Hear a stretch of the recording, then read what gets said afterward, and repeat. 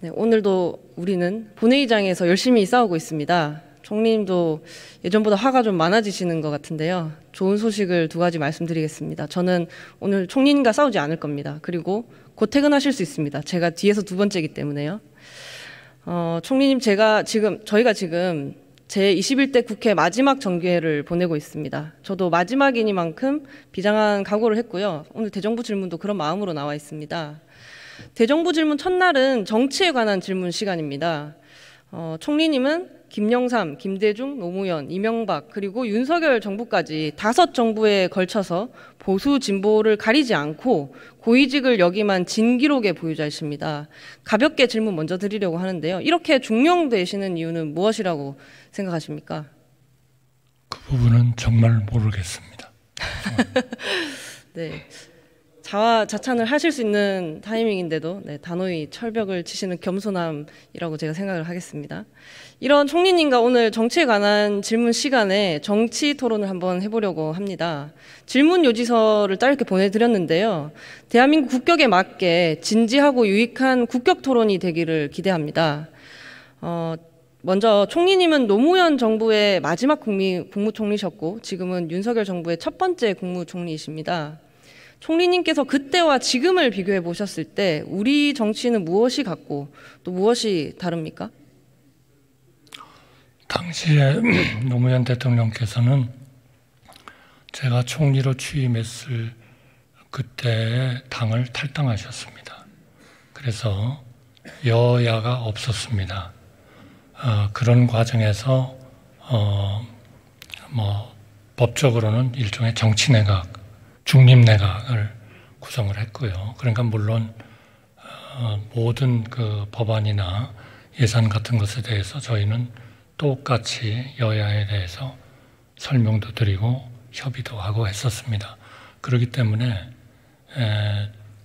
전체적인 정치적인 분위기라 할까요? 이런 것들이 특히 임기 말이고 하기 때문에 뭔가 이렇게 잘 정리를 해야 된다 하는 거였고, 그리고 무엇보다도 엄정한 그런 그 선거, 이것이 대단히 중요하다, 그런 생각을 가지고 있는 내각이었기 때문에 그런 점에서 여러 가지 국민연금법도 문제가 있었고 사립학교법도 문제가 있었고 여러 가지 어려운 법이 있었습니다만 나름대로 여야 간에 잘 협의를 해가면서 협의를 거쳐서 타결을 했다, 이렇게 생각합니다.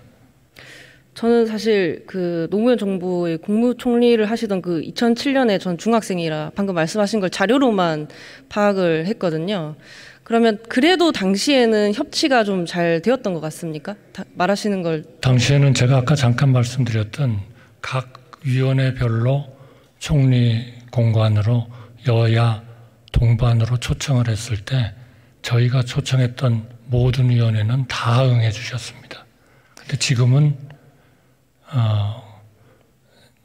동반으로 제가 초청은 못했습니다만은 여야가 같이 와주신 위원회는 딱 하나였고요. 나머지는 응하지 않으셨습니다. 네, 지금 밥 한 번 먹는 것도 너무 대단한 일이 돼버린 지금이라서 지금 우리 정치가 과거보다 훨씬 좋아졌다라고 말하는 분은 전 거의 보지 못했습니다.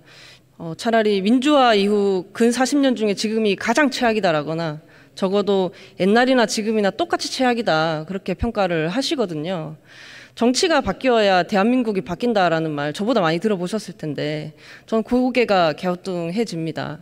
적어도 2023년 지금의 대한민국은 반대입니다. 바뀐 대한민국만큼 정치가 뒤쫓아서 바뀌어야 하는 상황 아닌가 싶습니다.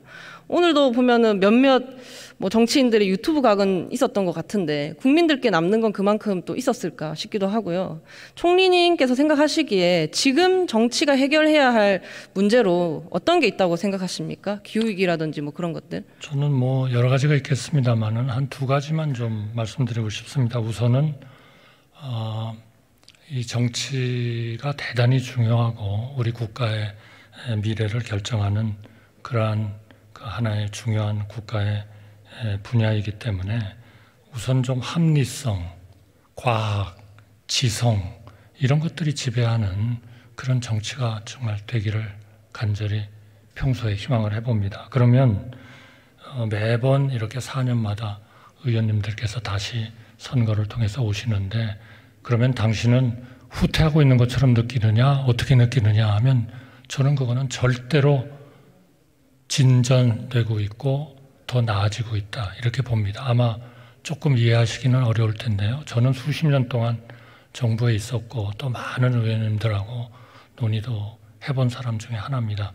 정말 의원님들 열심히 공부하시고 정말 대단하세요. 제가 보기에는.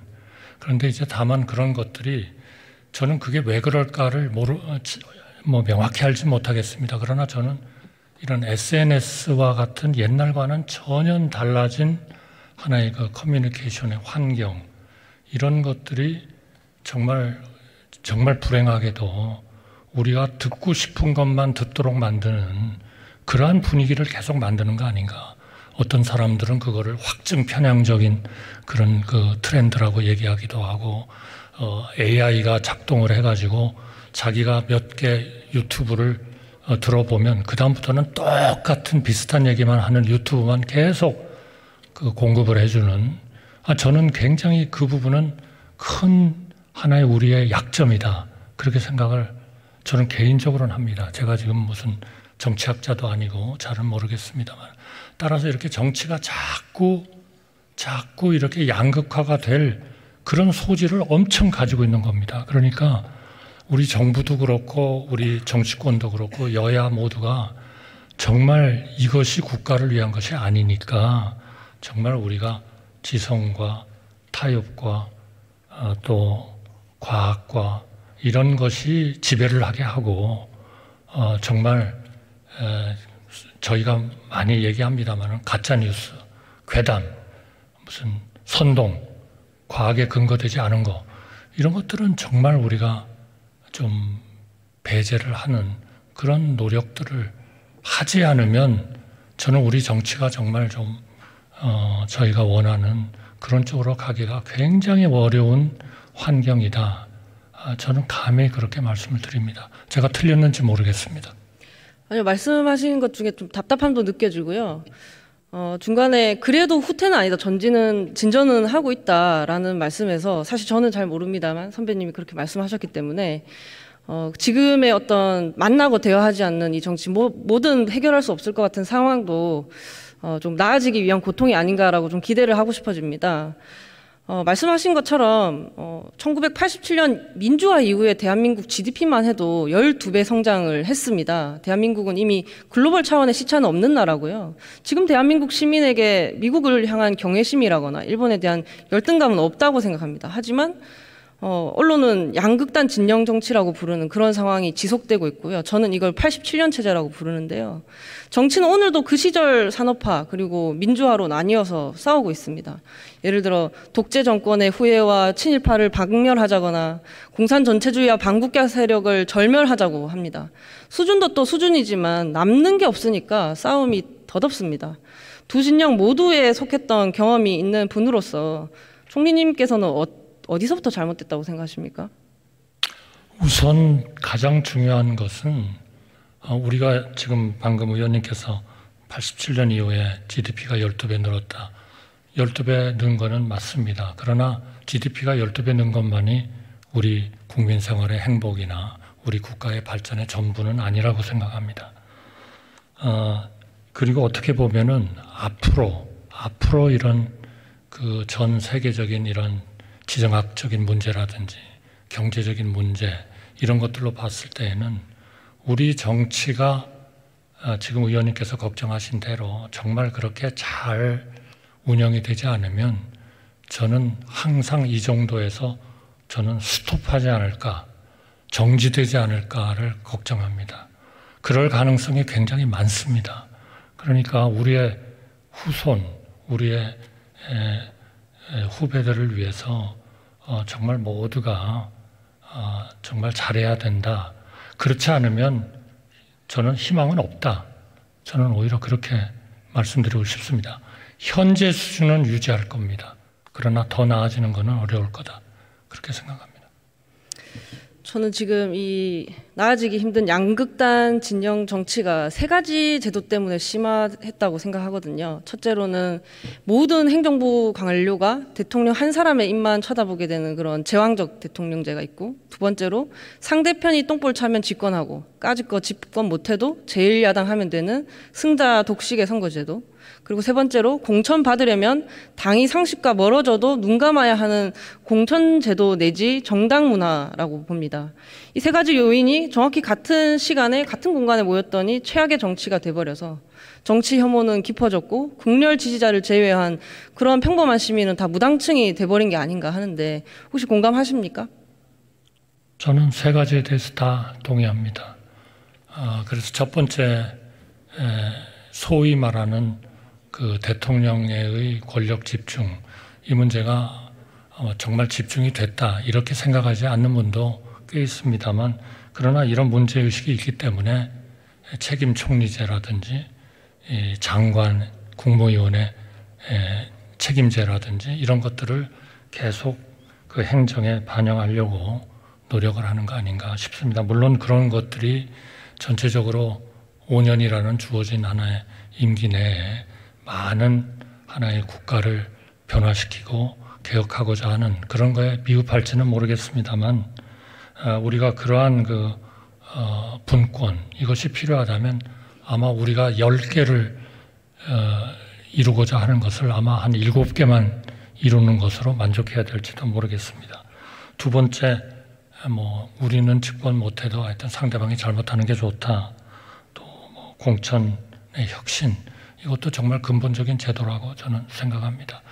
이러한 제도가 우리나라에만 특수하게 적용되는 것이 아니고 많은 외국에 이런 사례들이 있어서 이렇게 나갔을 때 잘된 나라, 이렇게 했을 때 잘못된 나라라는 그런 사례들이 굉장히 풍부합니다. 저는 그런 부분에 대해서 좀 허심탄회하게 우리가 그런 부분을 보면서 필요한 정치개혁도 하고 그런 걸 해야 되는 거 아닌가 그렇게 생각합니다. 네, 이렇게 공감해 주시고 또 허심탄회하게 이야기할 수 있으면 좋겠다라고 말씀해 주시니까 저도 좋은데요. 근데 국민의힘과 더불어민주당 양당은 이 상황이 그렇게 싫지는 않은 것 같습니다. 정치가 싫은 중도가 투표장에 오지 않아도 각자가 가진 견고한 30%로 승부하면 그만인 거 아닌가. 어느 쪽이 이기더라도 한쪽이 완전히 지지만 않으면 괜찮다고 생각하는 거 아닌가 싶은 거죠. 제가 너무 같나요? 그러니까 세계가 이제 막 여러 가지 제도를 사실은 시도하고 있죠. 예를 들면 독일 같은데, 그런 데는 물론 내각 책임제이긴 합니다만 상당히 다른 패턴을 보이고 있는 거거든요. 그러니까 예를 들면 지역구에서 그걸 충분히 못 얻으면 딴 쪽에서 보완을 해서 하나의 협치를 하게 한다든지, 또 많은 나라에서 그런 것들을 하고 있기 때문에 저는 좀 진지하게 우리 정치가 제대로 쓰지 않으면 우리나라는 여기서 정지된다 하는 것에 대한 인식만 있으면, 마치 우리가 저출산 고령화가 이대로면 우리나라는 소멸된다 하는 최근에 일어나고 있는 이런 문제의식과 같이, 그런 문제의식과 유사하게 해결책은 나오리라고 생각합니다. 어디서 경천동지할 대책이 나오는 것이 아니고 많은 나라들이 실험해보고 또 트라이 해본 그런 결과들을 우리가 다 가지고 있기 때문에, 물론 국민마다 다 다르고 나라마다 다르겠습니다만은 하나의 그런 공통 분모는 우리가 생각할 수 있다 이렇게 생각합니다. 저는 그런 점에서 우리 의장님께서 여러 가지 굉장히 어렵지만 그런 시각에서도 뭔가 하여튼 우리 정치가 좀 더 국가의 발전과 매치될 수 있게 해주는 그런 역할을 하시는 데 대해서 저는 정말 깊은 존경의 마음을 가지고 있습니다. 네, 근데 이렇게 일이 안 되면 이런 상황에서 정작 피해를 보는 건 국민이지 않습니까, 총리님? 지금 경부인이 과거에 영어 이름을 뭘 썼고 조국 전 장관은 십자가에 못 박힌 예수고 김남국 의원은 억울하다는 그런 시민이 얼마나 되겠습니까? 그리고 또 문재인 전 대통령은 공산주의자고 민주당과 시민단체나 노조는 반국가 세력이고 홍범도 장군은 공산주의자니까 파묘해야 한다는 시민은 또 얼마나 있겠습니까? 이런 분들을 제외한 나머지 평범한 시민이 전 지금 이 양극단 진영 정치의 피해자라고 생각합니다. 도저히 자기의 대표를 찾지 못한 그런 시민들이라고 생각하는데요. 저는 우리 정치가 이분들에게 다가가려면, 정치가 내 삶에 도움이 된다라고 느낄 수 있게 하려면, 다소 좀 갑작스러운 얘기지만 이분밖에 남지 않아서 대통령께서 이재명 대표를 만나야 한다고 생각합니다. 이 의견은 어떻게 생각하십니까? 그 문제는 저도 검토해 보겠습니다만, 제가 깊이 말씀은 드리지 않겠습니다. 사실 지금의 상황이 그렇게 두 분이 흔쾌히 만나기가 좀 어렵지 않을까 이렇게 생각합니다. 지금 여러 가지 그 사례를 말씀하셨지만 또 그런 부분이 있는가 하면 또 백선엽 장군을 파묘하자 하는 그런 또 법안이 막 나오고 하는 거거든요. 그러니까 이거는 저는 정말 정치가 이대로 가면 우리나라는 여기서 정지된다 하는 데 대한 의식을 가지고 우리 모두가 정말 좀 자기 일처럼 이 문제를 제대로 보고 고치도록 노력을 해야 된다 이렇게 생각합니다. 근데 안 만나면요. 일단 지금 먼저 내년도 정부 예산안이 중요하지 않겠습니까? 지금 또 정쟁이 필요 없는 법안도 많거든요. 채용 절차, 공정화 법안, 교권 회복을 위한 특별법, 부양 의무를 미이행한 상속인의 상속 제한하는 그런 민법 개정안처럼 양당이 충분히 합의점을 찾을 수 있는 법안이면서 아까 말씀드린 그런 평범한 시민의 삶에 영향을 미치는 민생 법안 많이 있거든요. 근데 이것도 만나서 뭘 얘기를 해야 될 거 아니겠습니까? 그래서 꼭 총리님께서 대통령께 이재명 대표의 단식 농성장을 좀 방문을 하시라고 건의를 해주셨으면 좋겠습니다. 저는 그런 부분도 중요한 것이겠습니다만 저는 우리 의장님께서 취임하시면서 맨 먼저 말씀하셨던 것을 저는 지금도 기억하고 있습니다. 정말 여야 중진 회의를 만들어서 거기에 위원회의 간사들도 참여하고 관계 장관들도 참여하고 그래가지고 정말 법안이나 예산에 대해서 진짜 허심탄회한 토론을 해서 문제를 해결해보자 하는 그런 것들에 대한 우리의 그 동의와 노력도 저는 굉장히 좋은 아이디어라고 생각하고요. 그런 것을 하신다면 저희 정부나 저를 포함해서 기꺼이 그런 거에 참여하겠다 하는 말씀을 드리겠습니다. 네, 좀 많이 답답해서 그러는데요. 또 감히 또 한 말씀만 더 드리고 싶습니다. 최초의 유색인종 대통령인 미국의 오바마 전 대통령, 임기 8년간 의료보험 개혁을 했고요. 성공한 대통령이 됐습니다. 또 16년 집권 기간 동안 독일의 메르켈 전 총리는 금융위기 극복 그리고 에너지 정책 재수립에 집중을 했고요. 존경받는 지도자가 됐습니다. 저는 지금 윤석열 대통령께서 좀 실체도 좀 불분명한 공산 전체주의 세력과 싸워도 이길 수 없고 이긴다고 성공한 대통령이 될 수도 없다고 생각합니다. 대통령께서 나쁜 제도를 개혁하고 또 좋은 정책을 집행하실 수 있도록 보좌를 해주셨으면 좋겠고요. 그러려면 이곳의 다수당인 더불어민주당과는 당연히 협치를 해야 하는 거고요. 비교섭단체 뭉개면 안 되는 거고요. 대화하고 타협하고 갈등을 조율해야 합니다. 힘을 좀 써주십시오. 노력을 하겠고요. 다만 이제 의원님도 지금 이제 마지막에 앞에서 허심탄회한 논의는 굉장히 저는 진지하고 좋았다고 생각하는데 마지막에 정리하시는 걸 보니까 모두 지금 여당만 공격하는 것처럼 들려서 제가 좀 바로 그런 자세를 우리가 좀 바꿔야 되는 거 아닌가 하는 생각이고요. 오바마 대통령 말씀을 하셨으니까 제가 오바마 대통령 취임하실 때부터 한 3년간 제가 주미대사로서 근무를 했습니다. 훌륭한 업적을 세우셨습니다. 그런데 2년 지나서 중간선거에서 공화당이 약진을 하면서 그 다음부터 오바마 대통령은 아무것도 못했습니다. 그만큼 정치가 중요하다 하는 말씀을 드리고 싶습니다. 어릴 때 동생이랑 싸우면 그래도 누나가 잘해야지라는 말을 들었는데요. 오늘 대정부 질문이기도 하고 또 여당이니까 이런 말씀을 드린다는 점 알아주셨으면 좋겠고요. 네, 들어가셔도 좋습니다. 감사합니다.